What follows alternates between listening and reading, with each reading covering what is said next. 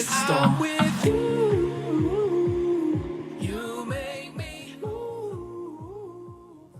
Amém. Quem aí está pronto para receber mais de Deus hoje? Amém. Levanta a tua mão então, repita assim comigo essa oração. Senhor Jesus, eu abro meu coração para receber tudo o que o Senhor tem para mim. Fala, em nome de Jesus. Eu declaro que eu já colho os frutos da semente, que é a tua palavra, no meu coração. Amém e amém. Pode se assentar. Hoje eu quero compartilhar com você um tema que é visão para gerar. A gente tem falado muito sobre gerar e gerar o quê? Nós temos que gerar. Gerar o quê? O que é esses frutos? O que a gente tem que gerar? E eu, meditando,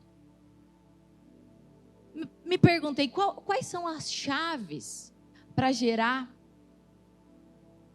essa promessa de que o menor virá a ser 1000. Então eu comecei a pensar sobre a visão, né? A visão para gerar. E a visão, ela é uma mentalidade como um todo. Quando a gente se depara com as escrituras, a gente vê em muitos momentos onde os discípulos, por exemplo, chegaram para Jesus e falaram assim: Mestre, nós não temos comida, como nós vamos alimentar toda essa multidão? Esses discípulos não tinham a visão. E em outro momento, outra pessoa encontrou Jesus e disse: Mestre, se você tivesse chegado antes, o meu irmão Lázaro não tinha morrido. Marta, essa mulher, não tinha visão. Então, a visão, ela é a mentalidade como um todo. E para gerar, você precisa ter visão. Muitos têm fé, mas não têm visão.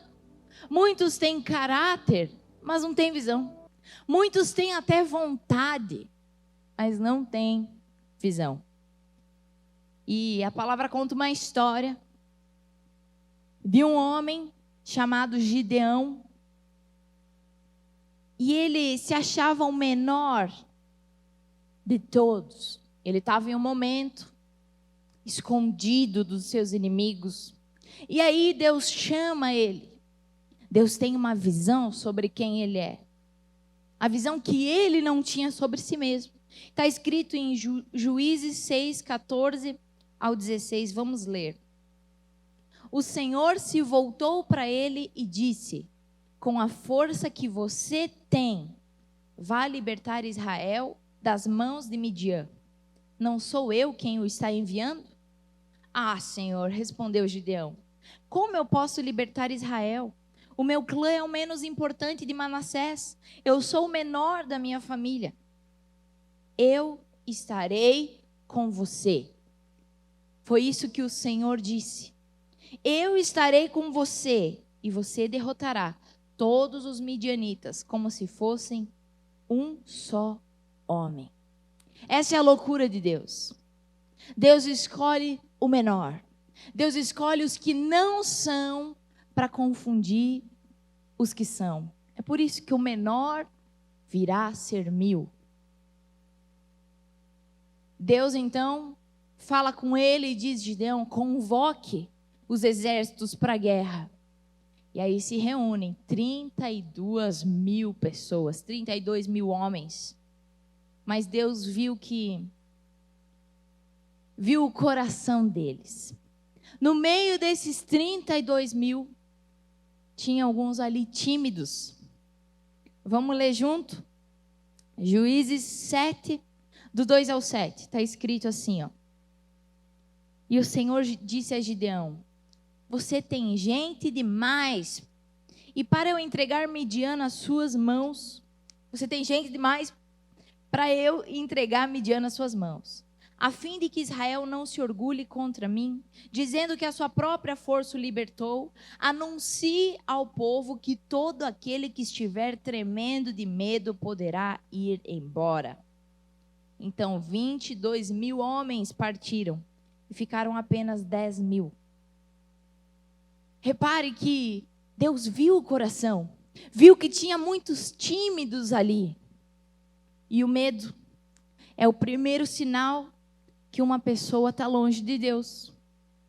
Adão, quando se afastou de Deus, ele disse: eu tive medo porque eu estou nu. Eu não sei se você sabe, mas o reino dos céus não é conquistado pelos tímidos.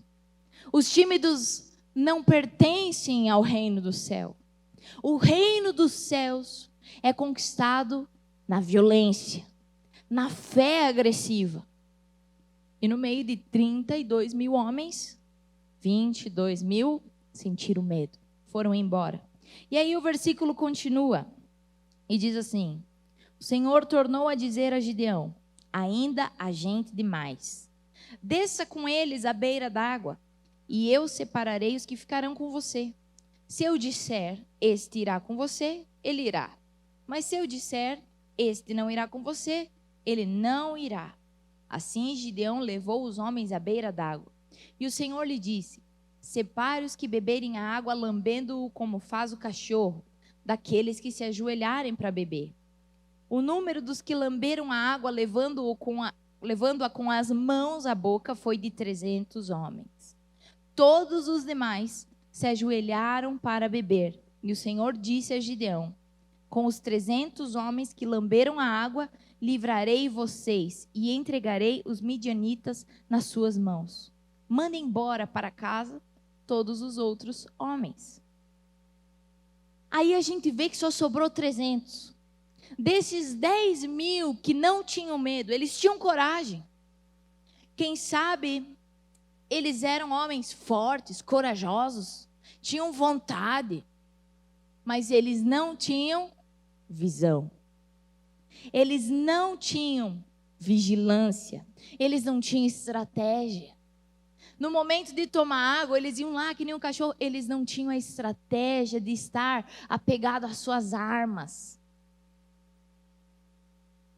Eles não tinham visão.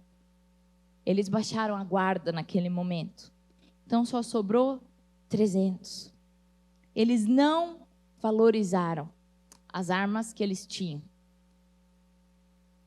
A visão dos 300 era sempre estratégica, forte, corajosa. E a visão para gerar, ela é mais do que um benefício próprio. A visão para gerar envolve o propósito de Deus. Olha para a pessoa que está do seu lado agora e diga assim, pergunta para ela: o que você fez com o teu sim? Vocês lembram da última convenção? Muitos disseram: sim, eis-me aqui. A visão para gerar vai além do teu umbigo, vai além da tua zona de conforto. E o chamado requer sim. Mas muitas vezes a gente diz sim, a gente fala sim, eis-me aqui, mas não faz nada. A palavra conta também uma história, você já vai entender, de uma mulher que ela não abraçou a visão, ela não tinha entendimento, ela tinha a visão própria dela, mas não era a visão para gerar, não. Era uma visão de morte. Está escrito em Samuel 6,16. E aí, depois, versículo 20 ao 23.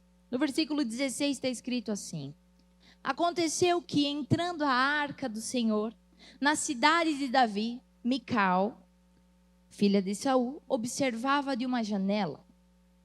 E ao ver o rei Davi dançando e celebrando perante o Senhor, ela o desprezou ao seu coração. Voltando Davi para casa para abençoar sua família, Mical saiu ao seu encontro e lhe disse: como o rei de Israel se destacou hoje, tirando o manto da frente das escravas de seu servo, como um homem vulgar. Eu acredito que ela diz assim para ele, bem bonito ficar se fresqueando na frente das meninas. E Davi disse assim, foi perante o Senhor que eu dancei, perante aquele que me escolheu em lugar do seu pai ou de qualquer outro da família dele, quando me designou sobre o povo. E aí ele diz assim, eu serei honrado por essas escravas que você mencionou. E sabe o que diz? Até o dia de sua morte, Mical, filha de Saul, jamais teve filhos. Mical tinha uma visão, mas era uma visão de morte, era uma visão de opinião pessoal. Ela não entendia que a visão, para gerar, ela vai além do teu benefício. Ela abrange um todo, ela abrange o propósito de Deus. Ela ficou observando, em vez de abraçar a estratégia. Em outras palavras, ela era uma observadora. E a ofensa é uma arma contra a igreja. Às vezes, Deus tem um plano para a nossa vida. Às vezes, Deus tem algo preparado para nós e quer nos usar. E aí, a gente olha aquela montanha e pensa, eu que não tropeço em montanha, mas não olha para as pequenas pedras do nosso caminho. Mical, ela quis observar os outros, em vez de ela ser observada, em vez de ela ser protagonista da sua história, de abraçar uma estratégia, de seguir ao chamado de Deus. O observador é o famoso marionete do diabo. Olha para a pessoa que está do seu lado e diga assim, ofensa é coisa de criança. Às vezes a gente se apega a picuinhas. Outro dia me pediram, qual foi um conselho que marcou tua vida? E aí eu comecei a pensar, qual conselho que marcou minha vida? Foi uma frase que o meu mentor me disse, não se apegue às picuinhas da vida. Às vezes a gente se apega, né? A detalhes. E existe essa maldição para os observadores, que é a esterilidade. O Google diz assim, a esterilidade é a impossibilidade de produzir gametas, óvulos e espermatozoides. Assim podemos dizer que um casal é infértil. É estéril quando há impossibilidade de gerar filhos.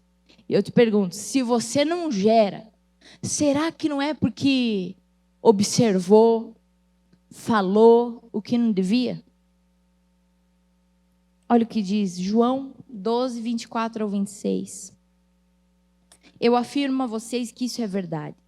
Se um grão de trigo não for jogado na terra e não morrer, ele continuará a ser apenas um grão. Mas se morrer, dará muito fruto. Quem ama a sua vida não terá a vida verdadeira. Mas quem não se apega à sua vida nesse mundo, ganhará para sempre a vida verdadeira. Quem quiser me servir, siga-me. E onde eu estiver, ali também estará esse meu servo. E o meu Pai honrará todos os que me servem. Para gerar, tem que morrer. Sabe, o momento da concepção, de um parto normal, quando a mulher vai ter um filho, geralmente dói. As mulheres dizem, né? É uma dor que parece que você vai morrer. Outra mãe me falou assim, a dor é como se quebrasse todos os ossos ao mesmo tempo. Para gerar, dói. E eu aconselho muitos jovens, sabe? Fala assim, eles querem casar, querem namorar. E eu digo, gente, para casar, tem que morrer. Casamento é uma coisa de homem e mulher, não é menino e menina. Não funciona com menino e menina. Eu digo para eles, para o homem nascer, o menino tem que morrer. Para a mulher nascer, a menina tem que morrer. Mesma coisa no reino. Para o líder nascer, o membro tem que morrer.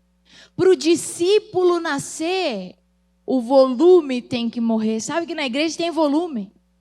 Tem muito volume. Às vezes enche a cadeira, enche tudo. E quantos discípulos estão no meio do volume? Será que você é um volume? Ou é um discípulo?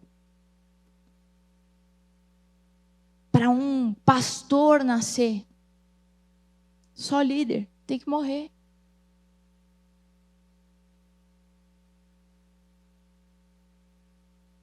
Você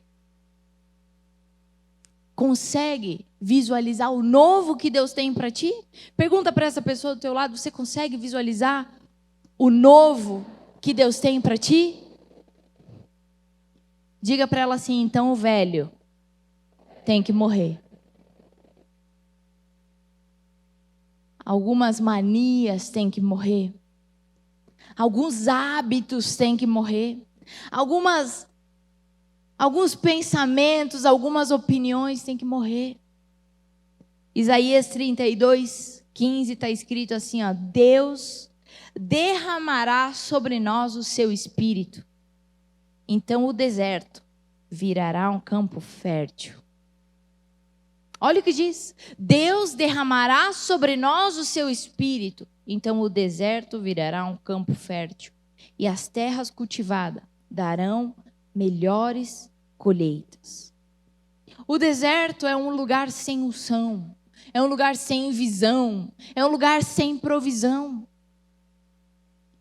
E Deus pode pegar qualquer um que vive no deserto, que não tem unção, que não tem provisão, que não tem visão. Pegar o menor e fazer se tornar 1000. Deus é esse que pode pegar o maior e fazer uma grande nação. Deus é esse que pode reverter a maldição em bênção. Deus é esse que pode mudar a história de um tempo de infertilidade, de um tempo de observação. Deus pode, através do arrependimento, te fazer ser protagonista da tua história. Uma pessoa que gera, e gera por 1000.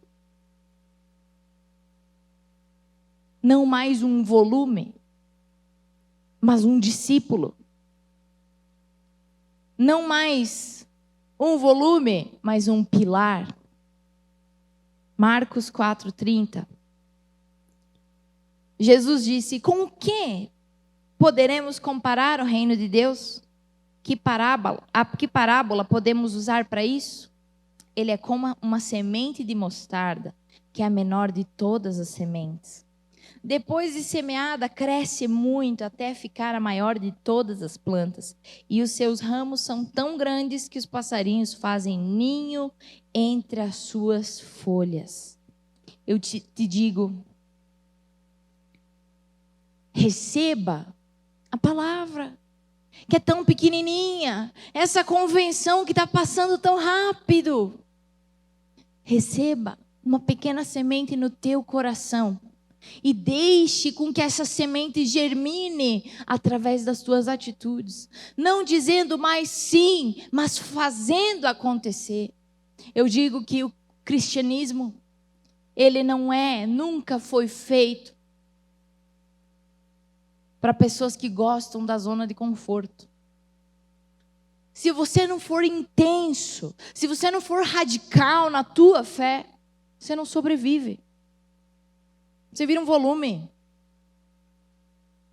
Se você não for intenso, radical, violento na fé, através das tuas atitudes, você não sobrevive. Ter fé em algo é uma coisa. Ter fé na palavra, crer no que Deus diz sobre você é uma coisa. Andar por fé É outro nível. É aí que você precisa chegar.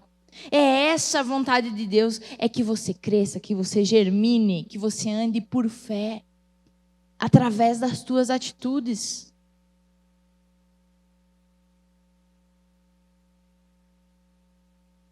Eu quero que você veja esse vídeo agora, rapidamente. Preste bem atenção, deixe com que Deus fale no teu coração.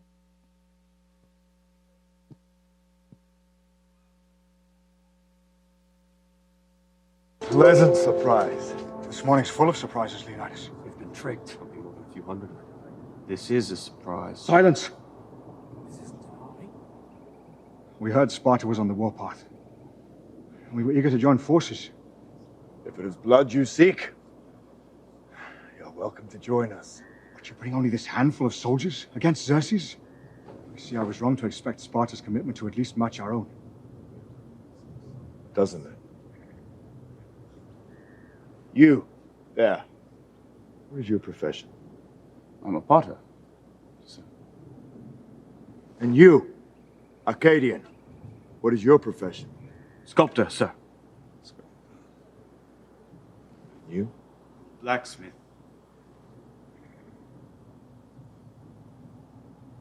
Spartans! What is your profession?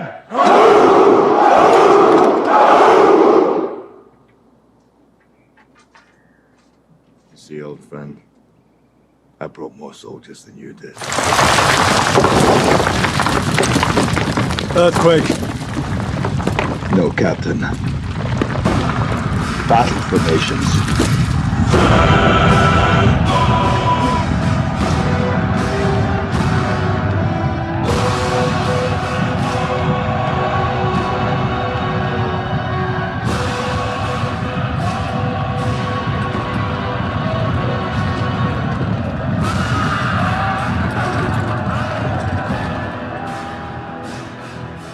This is where we hold them! This is where we fight! This is where they die! On these shields, boys! Remember this day, man. For it will be yours for all time.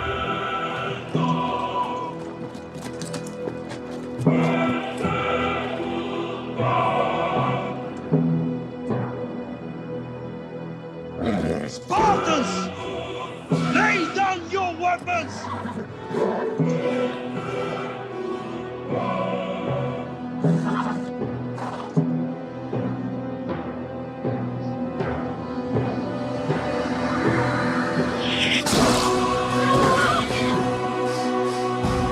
Persians! Come and get them!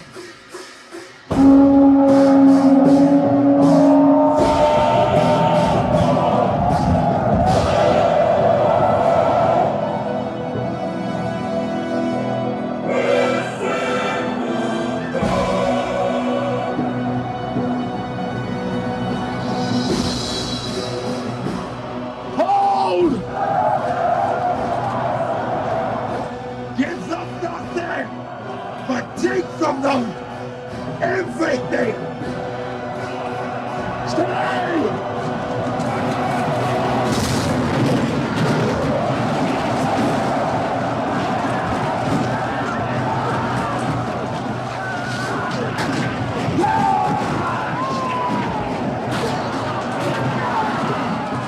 That's the best you can do!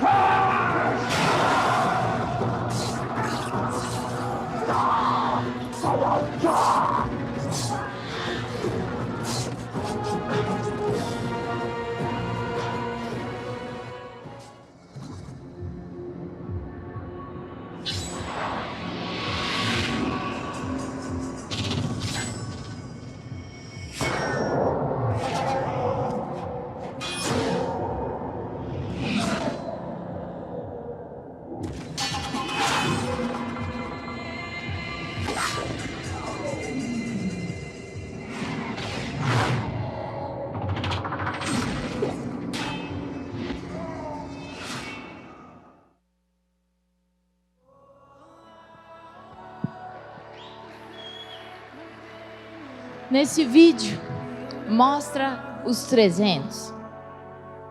E lembre comigo, os 22.000 que foram para casa, eles tinham medo.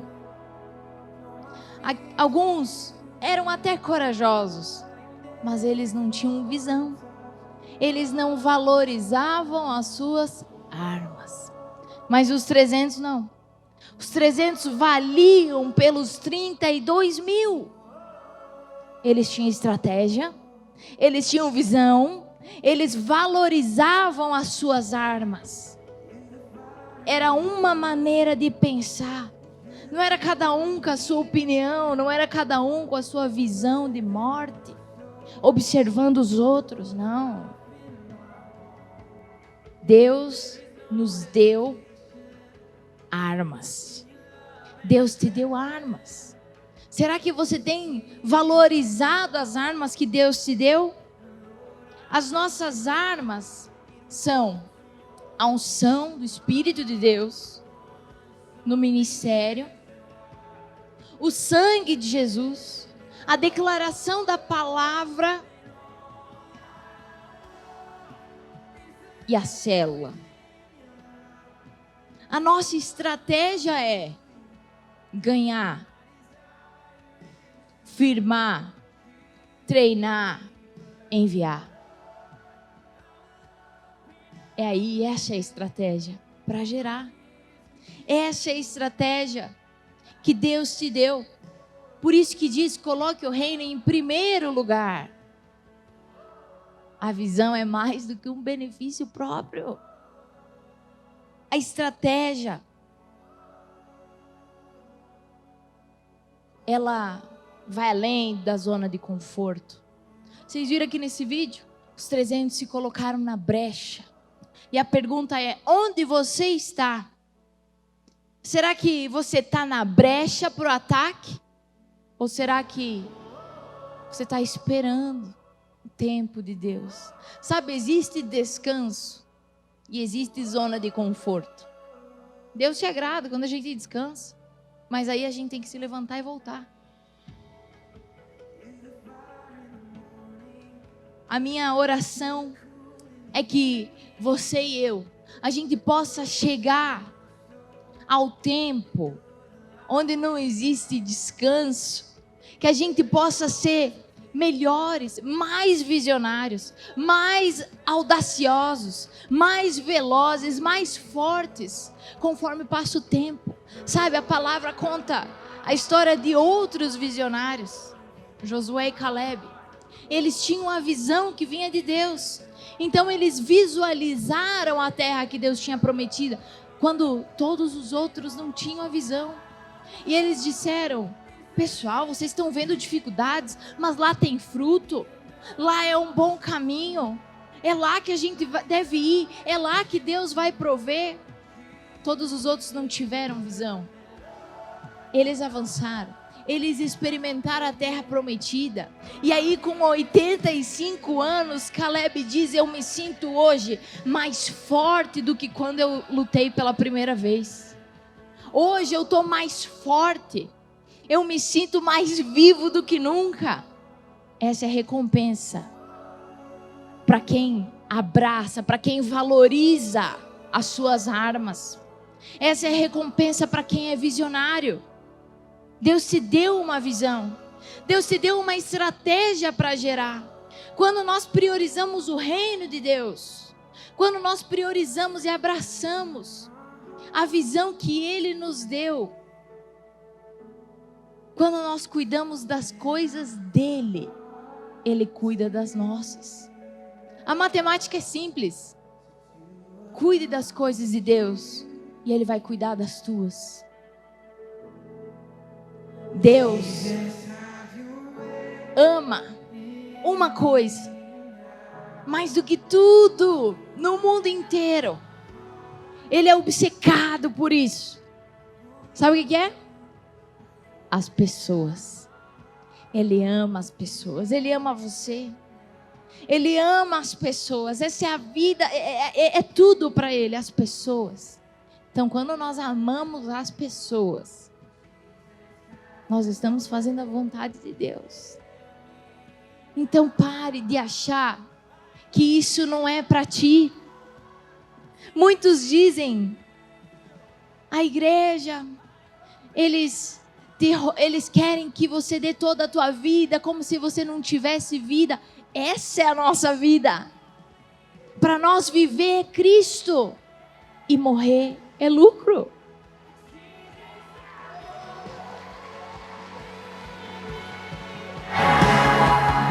Eu te digo, é fácil a gente dizer sim, eis-me aqui, viva isso. Deixe com que o amor de Deus transborde na tua vida, ao ponto de alcançar outras pessoas. Isso é gerar. Chega do tempo de ter uma célula com 3 pessoas, 5 pessoas. Isso é passado. Deus quer ver você multiplicando líderes, formando líderes. Deus quer ver você profetizando. Deus quer ver você avançando, sendo uma influência aonde você vai. Aonde está a tua riqueza? Onde está o teu tesouro? Aí estará o teu coração. Avalie bem, aonde está a coisa mais preciosa para ti? Será que é o teu trabalho?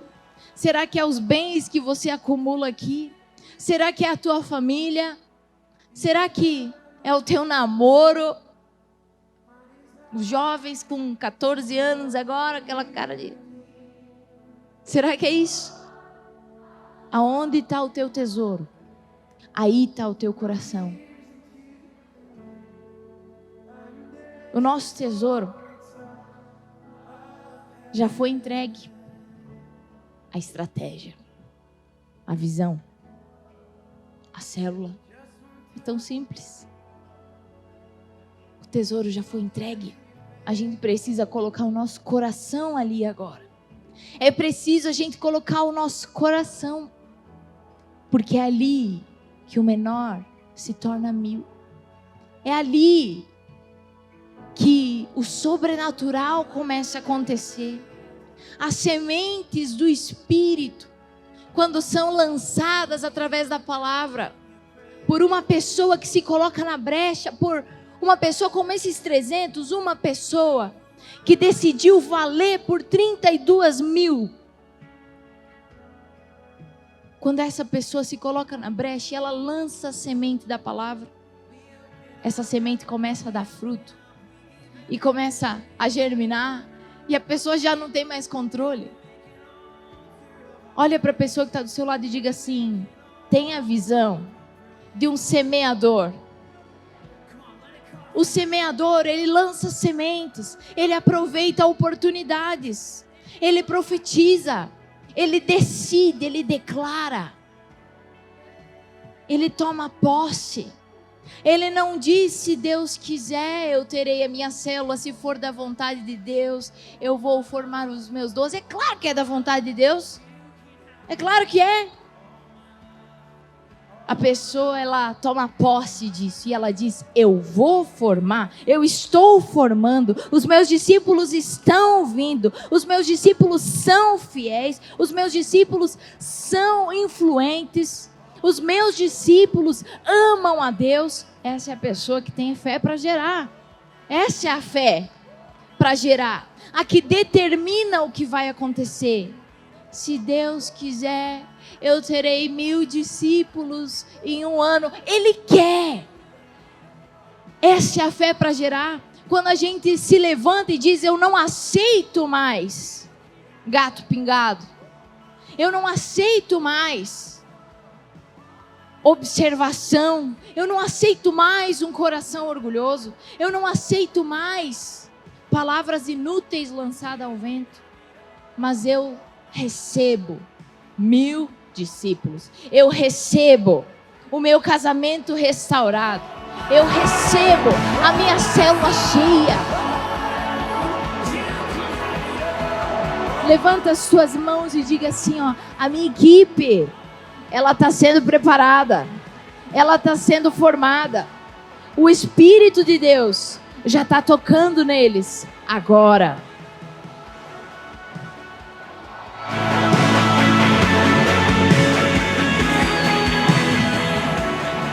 Você ainda não viveu o melhor de Deus, mas se você crê, você vai viver.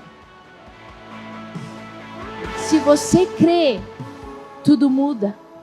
Eu lembro, na minha adolescência, diziam os meus professores que eu era um terror. Tudo bem, aquilo era papo deles. Eles diziam.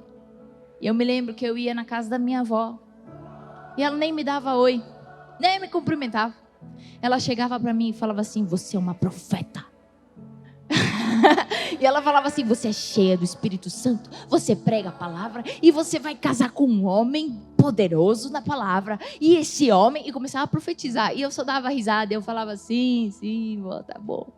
Aí depois de um tempo começou minha mãe. E eu, no meio das minhas loucuras, dos dramas da adolescência, minha mãe: Daniela, Deus te ungiu, você é uma pastora. Sabe? A fé que gera, a fé que faz acontecer.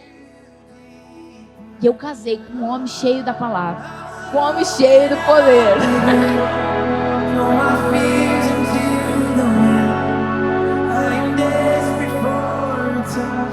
Não diga mais que o teu casamento não tem mais solução. Não diga mais: ah, você não me ama mais, você não dá bola para mim. Não diga isso. Não diga mais: o meu filho está perdido. Não diga mais, nunca mais: essa cidade é difícil, as pessoas não têm jeito. Nunca mais diga isso. Se você não ama, diga: eu te amo. A fé para gerar. O reino é como uma pequena semente do tamanho de um grão de mostarda. A fé para gerar ela germina através de uma pequena palavra. É uma pequena palavra que, quando você fala, se torna real, e quando você recebe, deve germinar através das suas atitudes. Se coloque de pé agora.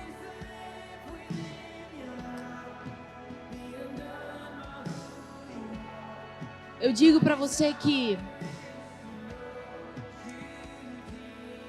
nós precisamos ter essa visão para gerar.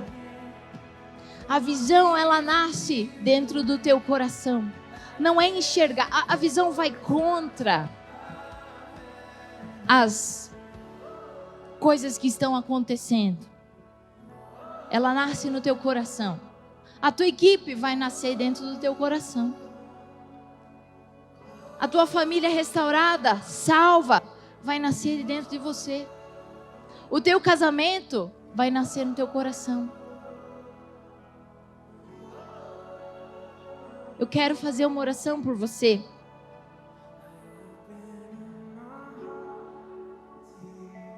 E antes, eu quero te falar algo que o Espírito Santo colocou no meu coração.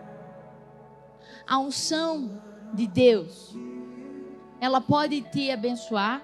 Eu quero, essa palavra é para os líderes, para os pastores, para os ministros e para os levitas. A unção de Deus, ela pode te dar vida. A unção de Deus te capacita. A unção que vem do Espírito Santo te capacita, te dá vida. Mas ela também pode te destruir. Te destruir. Como? Quando a gente usa a unção como um termômetro. Em que sentido? Deus ungiu esse ministério. Você pode sentir? A unção de Deus está aqui, o Espírito Santo está aqui. Ele ungiu esse ministério. Mas a unção pessoal é outra coisa. A gente nunca deve usar a unção ministerial como um termômetro.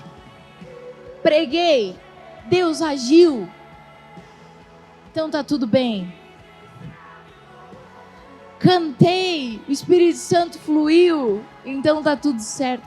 Unção pessoal, ela precisa ser regada, precisa da palavra como semente, precisa ser regada no hábito.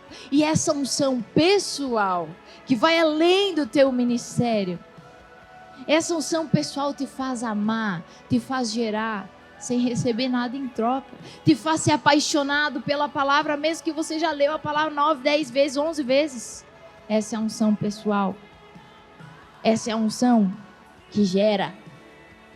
Que as pessoas são formadas. Elas são geradas. Quando, às vezes, a gente está lá no backstage, está lá no secreto, mas tem uma unção pessoal na nossa vida, que vai além da performance. E eu quero fazer uma oração por você, que quer receber essa visão para gerar. Quero fazer essa oração por você que hoje reconhece que precisa se arrepender, porque guardou ofensas no coração. E eu te digo que se você se arrepende de ter guardado ofensas, de ter guardado coisas no teu coração, hoje você vai ser curado. Feche os teus olhos.